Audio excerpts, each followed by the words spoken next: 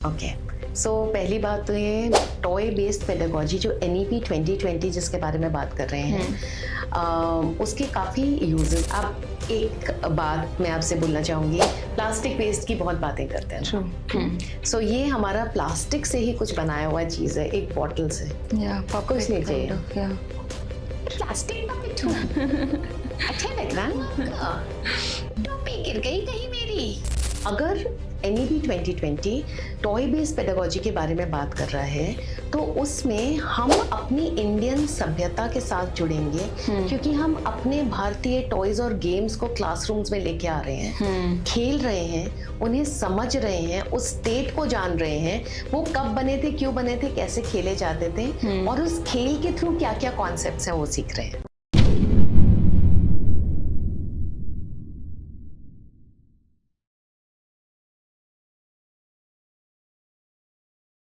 Welcome to TVD podcast. आज हमारे साथ हैं Seema Wahi Mukherjee ma'am as a toy pedagogist. आज हम बात करेंगे कैसे हम टॉयज के मीडियम के थ्रू हम कैसे लर्निंग ला सकते हैं अपनी एजुकेशन सिस्टम में। तो लेट्स वेलकम मैम और उनसे उनकी स्टोरी जानते हैं। Hi ma'am. Thank you, Nandini. Hello, I'm Seema Vahi Mukherjee. I'm an education consultant and a toy-based pedagogist. आज हम बात करेंगे कि टॉय बेस्ड पेडागोजी जो NEP 2020 जिसके बारे में काफ़ी बात कर रहा है, उसके माध्यम से कैसे हम क्लासरूम्स को इंटरेस्टिंग लर्निंग स्पेसेस बना सकते हैं ताकि बच्चे सीखें, सीखने की प्रक्रिया में मज़े मज़े से इन्वॉल्व हों, और क्लासरूम्स कैसे thinking, doing and feeling spaces बने। Ma'am I want to know कि सीमा वाही मुखर्जी है कौन एग्जैक्टली?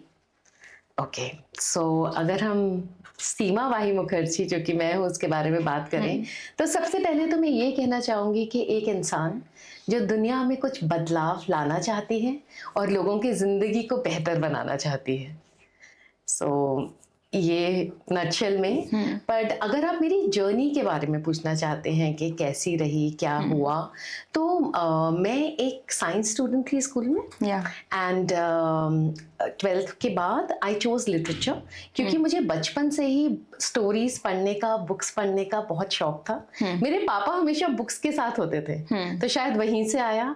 देन जो भी लिटरेचर से जुड़े हुए टीचर्स थे वो बहुत ही भाव के साथ क्लास में अपनी बात व्यक्त करते थे, तो रियली जैसे रस जाते हैं उसमें। ऐसे हमारे एक टीचर थे मिस्टर भामा, वो हमें हिंदी और संस्कृत पढ़ाते थे। तो मुझे उनका जो जॉय था, लाइक दैट, वो मुझे भी महसूस होता था। जो हमारे इंग्लिश के टीचर्स थे वो जो भी पढ़ाते थे बहुत इमोशन के साथ पढ़ाते थे, and they would make us think, हमें सोचने पे मजबूर करते थे उसके बारे में। एक हमारे हिस्ट्री के टीचर थे, वो हिस्ट्री की किताब खोलते नहीं थे, वो हमें कहानी सुनाते थे, हिस्ट्री को एक फॉर्म ऑफ अ स्टोरी। तो जब मेरे को अपना career decision, like even after taking science and giving competitive exams engineering के लिए, जो मेरे पापा चाहते थे मैं बनूं, तो फिर भी मुझे लगा कि शायद मेरा पाथ अलग होगा। और उस समय मैं 1989 की बात कर रही हूँ। उस समय का टाइम है जब या तो आप इंजीनियर बनो या डॉक्टर, नहीं तो बेसिकली आप कुछ नहीं हो। और साइंस के बाद आर्ट्स लेना was not a very appreciable thing. So लेकिन मुझे लगा कि नहीं, मुझे लिटरेचर ही करना है। सो मैंने इंग्लिश लिटरेचर के लिए अप्लाई किया दिल्ली में, and Indraprastha college, IP college for women, वहाँ पे मेरा एडमिशन हो गया। एंड मुझे लिटरेचर की दुनिया से ज़्यादा प्यार हो गया, उसको क्रिटिक करना, सीखना, पढ़ना। ग्रेजुएशन हो गई। ग्रेजुएशन के बाद आगे क्या होगा, तो सडनली मुझको ऐसा लगा कि शायद मुझे ऐसा कुछ करना चाहिए। तब MBA का बहुत नया नया ट्रेंड आया था, and it was that if you are something in life then you have done MBA। मैंने सोचा, मैंने MBA के लिए तैयारी की। मैंने तब निफ्ट में एक कोर्स होता था, government manufacturing technology, post graduate course, मैंने उसके लिए भी दिया, और मेरा रुझाव वहाँ ज़्यादा था। तो MBA कॉलेजेस में भी एडमिशन हुआ, but I choose to join NIFT Delhi. तब एक ही निफ्ट होता था, दिल्ली का ही था।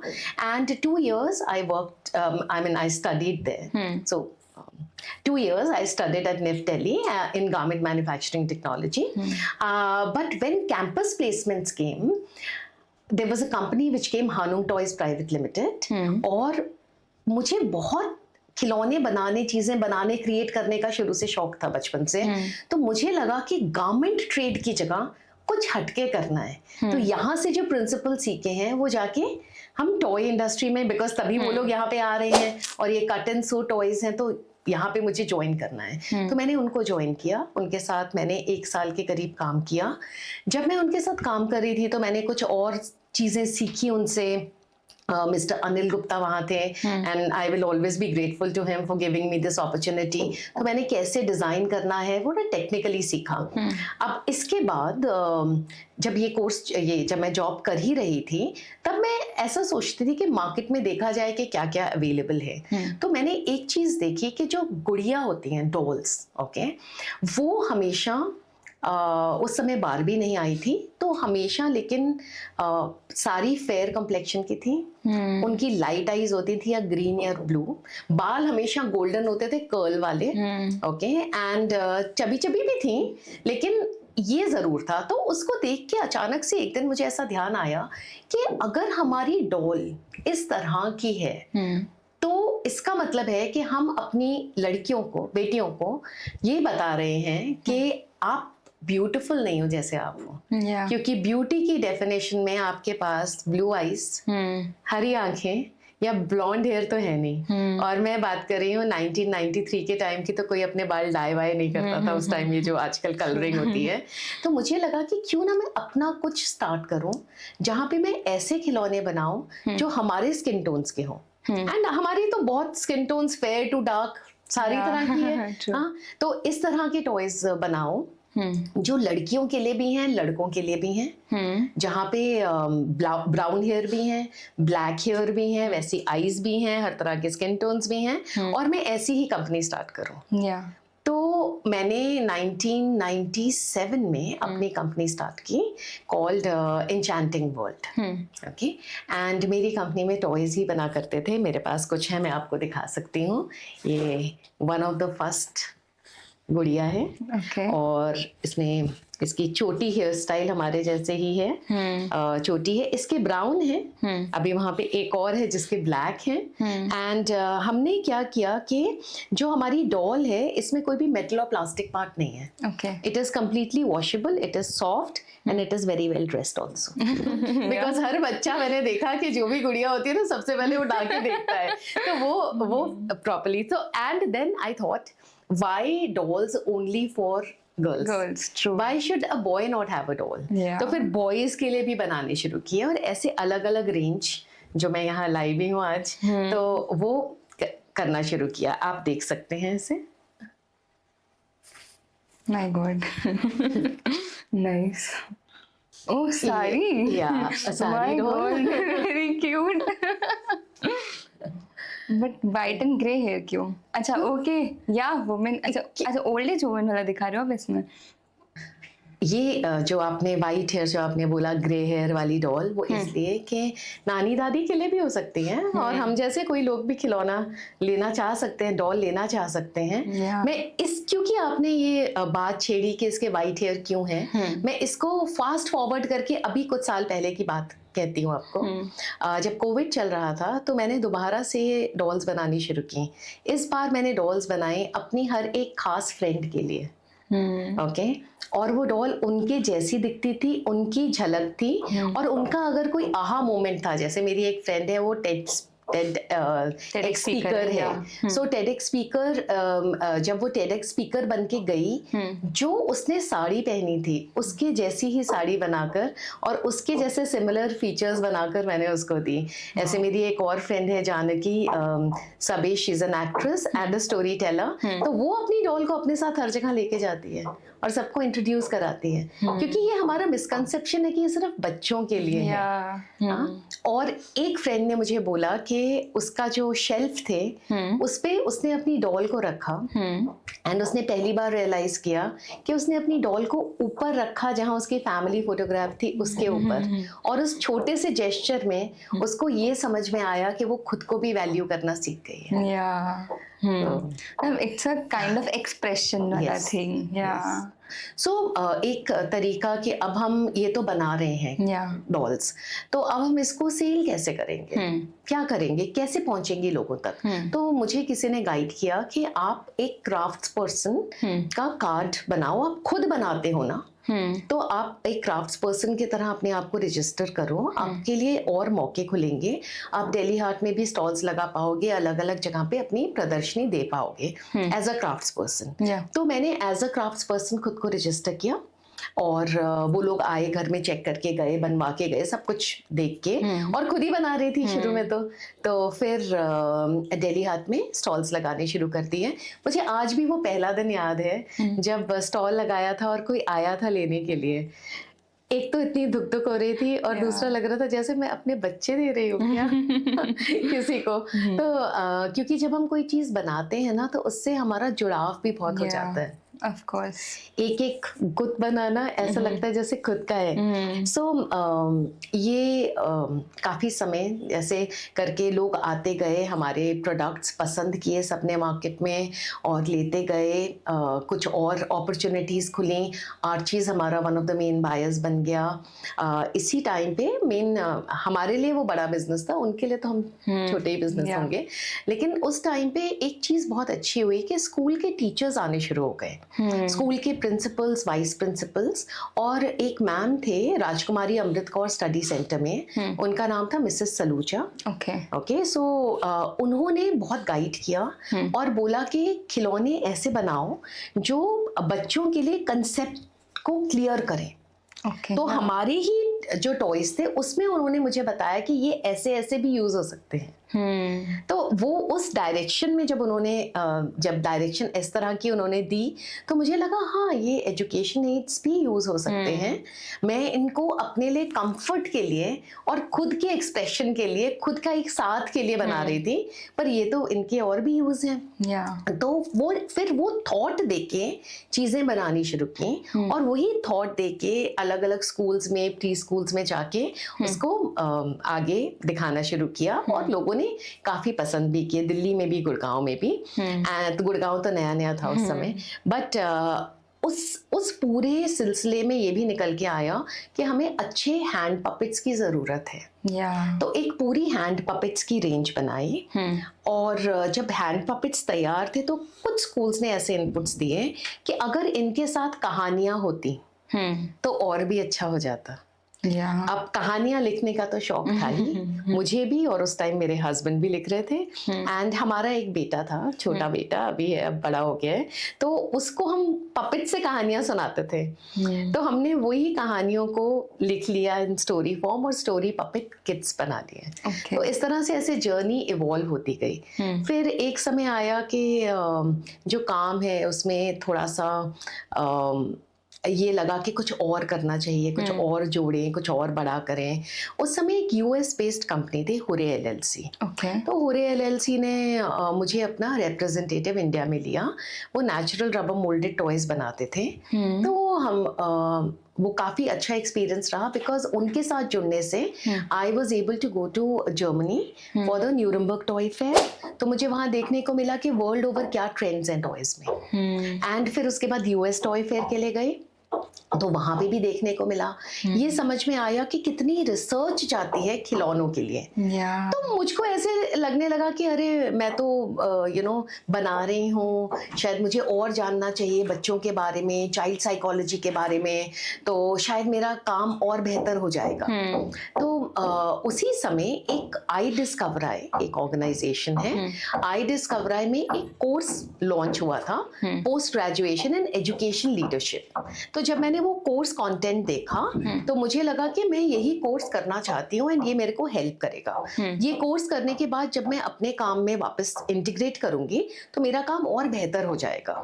तो मैंने वो 2006 में कोर्स ज्वाइन किया। तो दोबारा से पढ़ने की प्रक्रिया जारी हुई और ये मैंने रियलाइज किया कोर्स के दौरान कि वो एक्चुअली एक लाइफ चेंजिंग मोमेंट है मेरे लिए। ओके, वो कोर्स इतना अच्छा डिजाइन था और जिस तरह से वो कोर्स पढ़ाया जा रहा था वैसे मैंने कभी पढ़ा नहीं था जिंदगी में, क्योंकि वो हमारे को क्लासरूम में सोचने के लिए मजबूर करते थे, पूछते थे what do you think about this, what do you feel about this, and बहुत सारी चीजें we would do.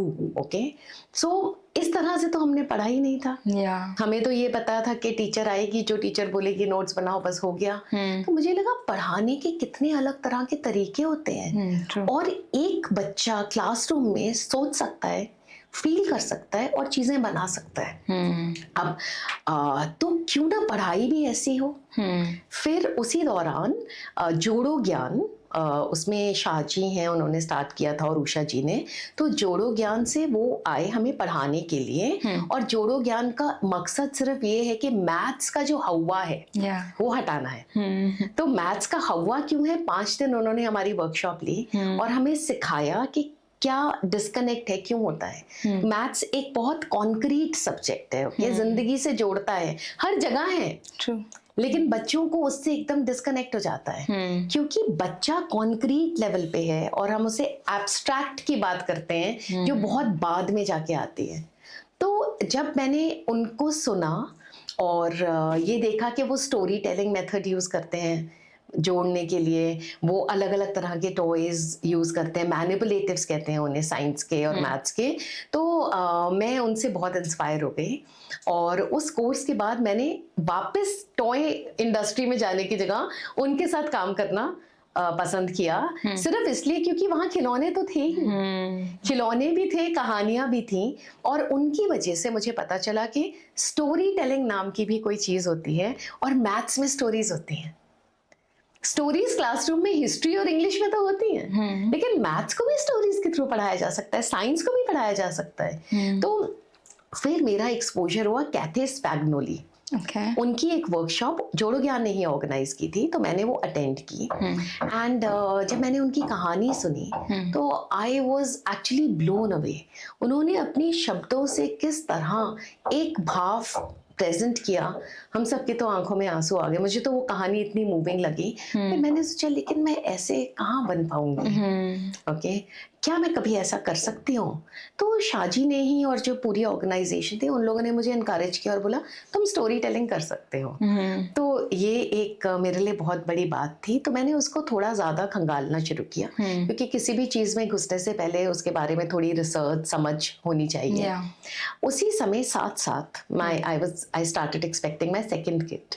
So I had to take a break, क्योंकि at that stage डॉक्टर ने बोला कि थोड़ा रेस्ट लीजिए, इतना ट्रैवल और इतना काम मत कीजिए।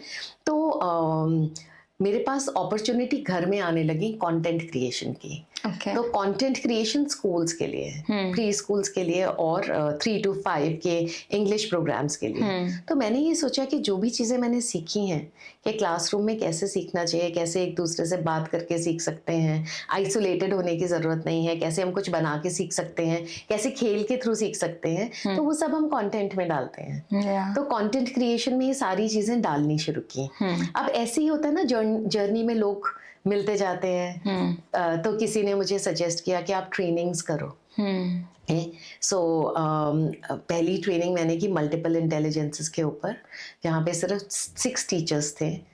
और मैंने काफ़ी तैयारी की उसके लिए, and they found the training very useful. उन्होंने कहा कि हमने खुद के बारे में कभी ऐसा नहीं सोचा और दूसरों के बारे में कभी ऐसा नहीं सोचा। तो मुझे एक चीज समझ आई कि अगर आपको कुछ भी करना है, जैसे हम ट्रेनिंग कहते हैं, या कुछ बदलाव लाना है, तो आपको पहले इंसान को खुद से जोड़ना पड़ेगा, खुद का एहसास कराना पड़ेगा कि आप क्या सोचते हो, आप क्या फील करते हो, आप क्या हो। जब आप खुद अनुभव करोगे तभी आप किसी और को अनुभव करा सकते हो। तो ये सब मेरे काम में आता गया, ट्रेनिंग्स में आता गया, एंड धीरे धीरे करके अब स्टोरी टेलिंग की वर्कशॉप्स और पपेट्स बनाने की वर्कशॉप्स, इस तरह की चीज़ें मेरे पास आती गई कि आप आइए, बनाइए, सिखाइए। चाहे वो स्कूल में था, चाहे वो NGOs थे जो वो चाहते थे कि गांव में, जैसे अंबाला के पास एक गांव था बबियाल, तो वो चाहते थे कि उस जगह पर लेडीज सीखें हाउ टू मेक टॉयज और वो आत्मनिर्भर हो सकें। तो इस तरह से अलग अलग जगह पर मैंने सिखाना शुरू कर दिया। एंड मैंने अब कभी दोबारा से एज जॉब नहीं की, but as an independent consultant, education consultant, as a story teller, as a puppet maker and puppeteer, और एज अ टॉय पेडागोजिस्ट काम करना शुरू कर दिया. Okay. सो अब जर्नी आगे बढ़ी और एज अ स्टोरी टेलर बहुत सारी अपॉर्चुनिटीज़ और मिलनी शुरू हुई. एक चेन्नई स्टोरी टेलिंग फेस्टिवल होता है. पहले मैं सोचती थी कि इतनी दूर कहाँ जाऊंगी, बट मुझे लगा कि कदम तो बढ़ाना पड़ेगा. और मेरी एक बहुत करीबी दोस्त है रिचा चड्ढा, वो हम 5 साल के थे तब से हम एक साथ हैं, एक साथ स्कूल में थे.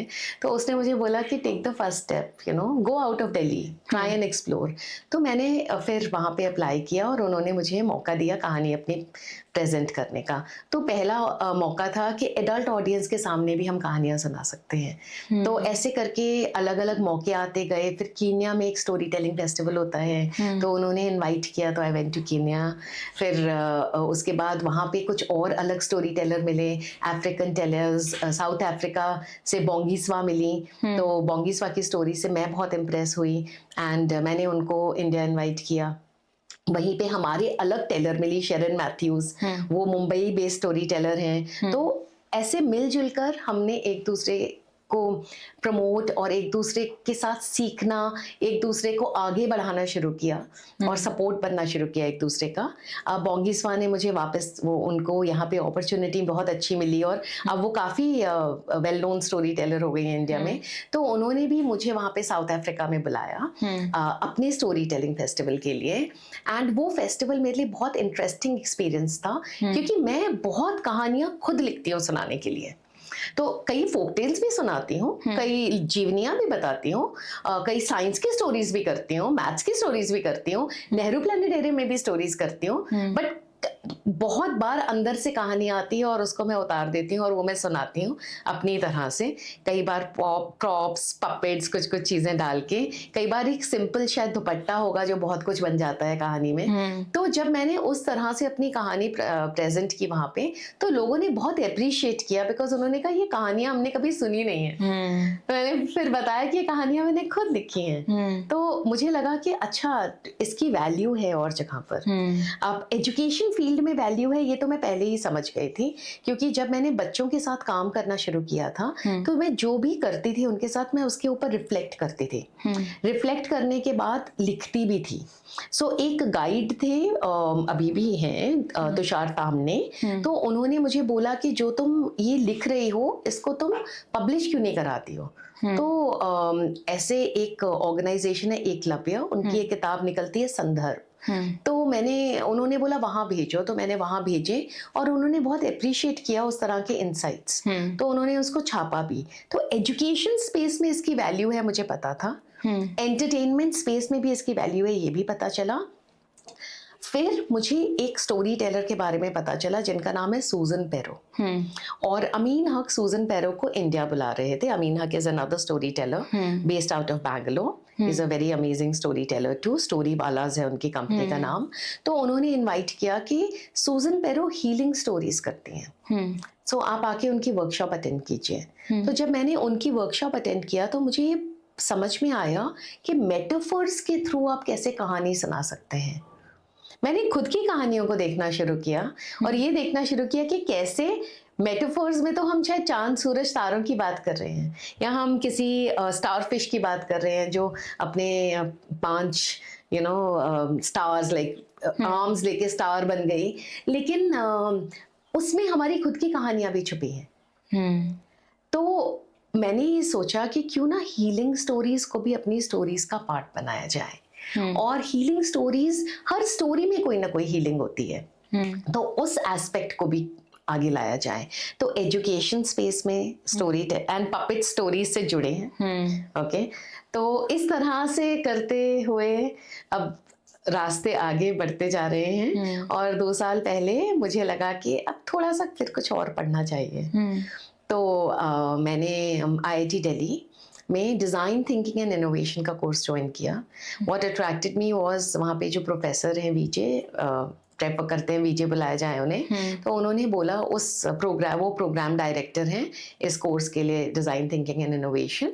तो उन्होंने कहा, उनका मैंने जो वीडियो सुना और उसमें जो स्टोरी टेलिंग एलिमेंट था उसने मुझे खींचा और मुझे लगा कि डिज़ाइन थिंकिंग में स्टोरी टेलिंग कहाँ होती है, तो लेट मी एक्सप्लोर। सो मुझे समझ में आया कि शुरू से ही हर चीज़ ही कहानी है। जो हम कहानियाँ की बात करते हैं उसमें तो आप सुन रहे हैं यूज़र सेंटर डिज़ाइन में यूज़र की कहानी, उसका पेन पॉइंट, उसको क्या चाहिए। तो क्यों ना हम उन सब चीज़ों को सुनकर ओके हम एक प्रोडक्ट डिज़ाइन करें। तो मैंने अपने ही काम के को दोबारा से भी देखना शुरू किया उसके थ्रू, ओके और एक टॉय बेस्ड पेडागोजी का दोबारा से रीइन्वेंट करके अपना course through design thinking and innovation के जो प्रोसेस है, स्टेप्स हैं, उनको फॉलो करके वो क्रिएट किया। अब जब ये कर रही थी तो क्योंकि बहुत लोगों से मुलाकात होती है, आप ट्रैवल करते हो तो आपको रास्ते में भी मिलते हैं, कहीं पे भी तो ऐसा एहसास होता है बहुत बार कि लोगों के चेहरों पर खुशी से ज़्यादा एंग्जाइटी है और उदासी है और आंखों में चमक थोड़ी कम है, इधर उधर कम देखते हैं, चीज़ों को कंपटीशन में ज़्यादा करते हैं। इधर उधर से मेरा मतलब है कि आसमान को देखना, अपनी ब्रेथ से कनेक्ट करना।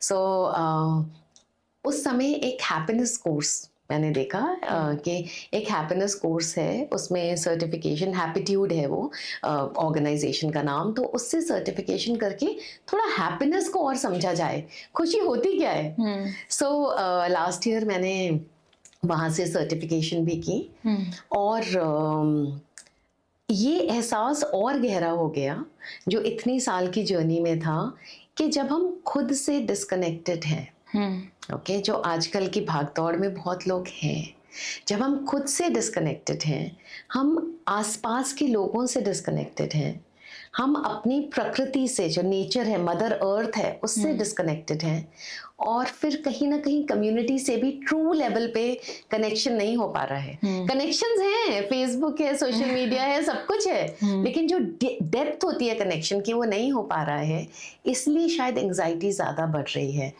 और शायद हैप्पीनेस थोड़ा ज़्यादा ओवररेटेड भी है। हैप्पीनेस ये नहीं है कि आप हमेशा मुस्कुराते रहो, हमेशा हंसते रहो, हमेशा हा हा करते रहो। हैप्पीनेस वो है कि आप खुद को समझो, आसपास को समझो और आपके दिल में ये सुकून हो, पीस हो and you carry that peace with in you. उसके आपको एंजाइटी भी होगी, आपको मुश्किलें भी आएंगी, पर आप कैसे खुद को वो महसूस करके, क्योंकि हर फीलिंग्स इंपॉर्टेंट है, तो वो महसूस करके आप खुद को फिर चेक कर लेते हो कि इसके अंदर हम ये महसूस कर रहे हैं पर हम कंज्यूम नहीं हो रहे हैं इसके अंदर। Okay, we know when to just kind of cut the cord and take a step back, take a deep breath and understand what you yourself are going through. So अब मेरी जर्नी में अगर आप इतनी लंबी कहानी के बाद सिर्फ मैं आपको कुछ वर्ड्स बोलूं, की वर्ड्स, तो मैं एक इंटरनेशनल स्टोरी टेलर हूँ, मैं एक पपेटियर और पपेट मेकर हूँ, मैं एक टॉय डिज़ाइनर और टॉय पेडागोजी एक्सपर्ट हूँ, मैं एक एजुकेशन कंसल्टेंट हूँ, एक सर्टिफाइड हैप्पीनेस कोच हूँ, सर्टिफिकेशन मेरे पास डिज़ाइन थिंकिंग एंड इनोवेशन में भी है एंड अबव ऑल मुझे लगता है कि एक इंसान हूँ जो कोशिश कर रहा है कि दुनिया में कुछ बदलाव ला सके और दूसरों की ज़िंदगी में कुछ खुशी, कुछ सुकून बखेर सके। मैम, एनईपी में अब बहुत ज़्यादा टॉय बेस्ड पेडागोजी को फोकस करा जा रहा है, तो वो एग्जैक्टली वो है क्या और कैसे वो यूज़ आएगी एजुकेशन में अब? ओके, सो पहली बात तो ये टॉय बेस्ड पेडागोजी जो NEP 2020 जिसके बारे में बात कर रहे हैं, उसके काफ़ी यूजेस हैं जो आपने पूछा। वो टॉय पेडागोजी क्या है मैं आपको ये बताती हूँ कि खिलौनों को सिर्फ देखना नहीं बट खिलौनों के साथ इंटरैक्ट करना, खेलना, बनाना, उसको पूरी तरह से उसको महसूस करना, अनुभव करना और उसके थ्रू कोई कॉन्सेप्ट सीखना। ओके, अब कुछ अवधारणाएं हैं, जैसे टॉय बेस्ड पेडागोजी TLM नहीं है, ओके ओके कि टीचर एक मटेरियल को लेके अपना कुछ बना के लाई है, वो सबको दिखा दे और उसने अलग रख दिया। या वो सिर्फ टॉय बेस्ड पेडागोजी नहीं है। ओके, टॉय बेस्ड पेडागोजी ये भी नहीं है कि बस सिर्फ गुड्डे गुड़िया ही हो जाए, जो बहुत बार लोग सोचते हैं, ये नहीं है। सो टॉय बेस्ड पेडागोजी में हम अलग अलग तरह के खिलौने, अलग अलग तरह के खिलौने, जैसे कि आप डॉल्स भी ले सकते हैं जो इमोशनल सिक्योरिटी के लिए, अपनी बातें एक्सप्रेस करने के लिए ले सकते हैं, पपेट्स ले सकते हैं। आप उनकी कंस्ट्रक्शन कैसे करेंगे, उसमें मैकेनिक्स ऑफ मेकिंग आ जाता है। आप साइंस टॉयज ले सकते हैं या साइंस किट्स ले सकते हैं, आप मैथमेटिकल टॉयज ले सकते हैं। तो बहुत तरह तरह के बिल्डिंग टॉयज हैं, तो बहुत तरह तरह की चीजें, गेम्स को इंक्लूड कर सकते हैं। सो ये सब के थ्रू जब ये क्लासरूम में आएंगे और बच्चा खेल के, अनुभव करके, उसके थ्रू सोच कर, उसके थ्रू कुछ क्रिएट करके सीखेगा, तो वो टॉय बेस्ड पेडागोजी माना जाता है। अब एक बात मैं आपसे बोलना चाहूंगी, प्लास्टिक वेस्ट की बहुत बातें करते हैं। सो ये हमारा प्लास्टिक से ही कुछ बनाया हुआ चीज है, एक बॉटल से, कुछ नहीं चाहिए। प्लास्टिक पपेट हूँ। अच्छा लग रहा है आपको? टोपी गिर गई कहीं मेरी, कहाँ ढूंढोगे? हवा उड़ा ले गई। ये हवा कैसे चलती है, क्यों चलती है, जरा कोई बताएगा? That is air for you to begin. But at the same time आप यूज कर रहे हैं सिर्फ एक बॉटल को, इनोवेटिवली आपने उसे पपेट में कन्वर्ट कर दिया। You can see it. अब एक और चीज, हमारे घर में बहुत सारी चीजें बड़ी होती हैं, हम उनको नजरअंदाज कर देते हैं, बहुत बार उनको फेंक देते हैं। जैसे ये भी वेस्ट है, हाँ, सो हमने उसको किसी किरदार में बदल दिया। ऐसे ही किचन में भी पड़ी होती हैं। तो ये हमारी किचन से जो स्पैटुला होता है, जो खराब हो गया था, फेंकने की जगह ये पपेट बन गया, और ये डबल साइडेड पपेट है। एक तरफ टीचर है, दूसरी तरफ स्टूडेंट है। ये भी आप देख सकते हो। तो बच्चों में टॉय बेस्ड पेडागोजी के थ्रू ये भी आता है कि हर चीज जरूरी है।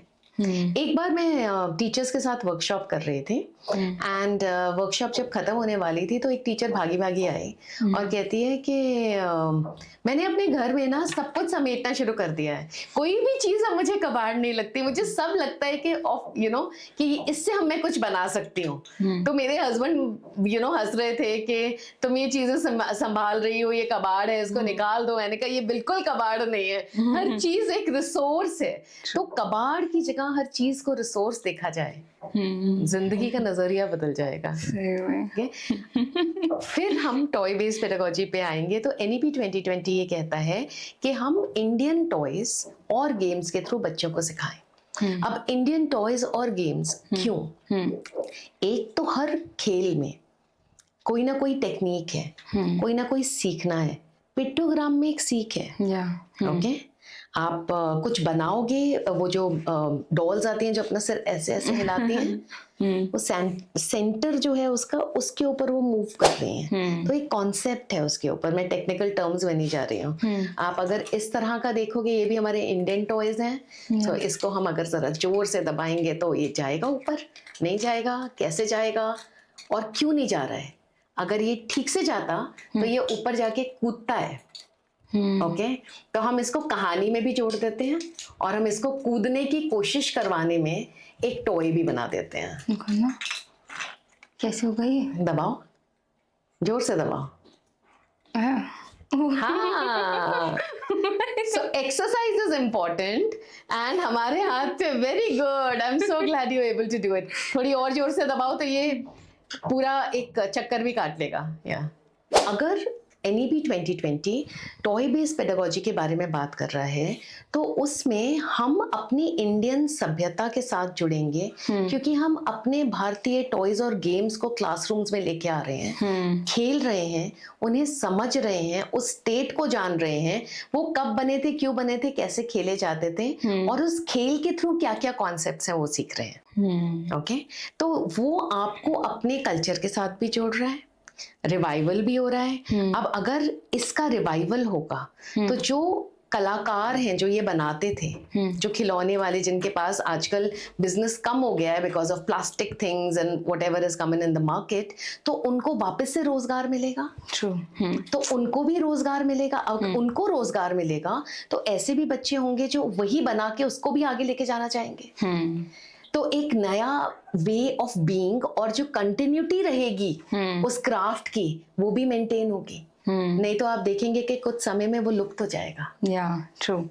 So that is why toy based pedagogy is very important.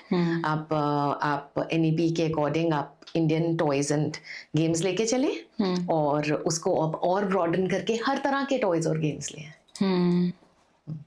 Classroom बदल जाएगा, ट्रांसफॉर्म हो जाएगा, बच्चे आना चाहेंगे और ये मैंने देखा है। ओए होए।